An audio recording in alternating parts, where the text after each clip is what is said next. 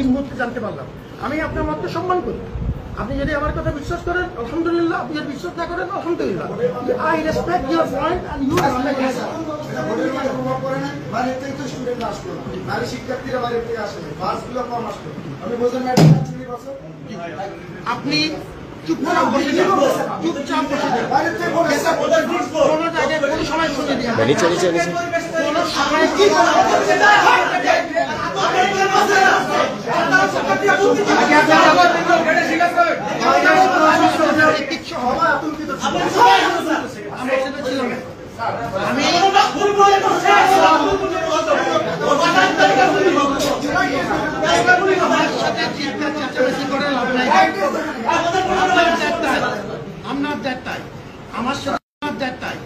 আমার সাথে চিৎকার চেঁচামেচি get into a civil dialogue.